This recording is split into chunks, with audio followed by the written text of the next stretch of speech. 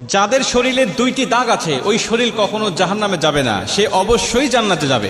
হাদিসটি সহিহ তিরমিজির 1669 নম্বর হাদিস এবং সহিহ আত-তারগিবের 1376 নম্বর হাদিস।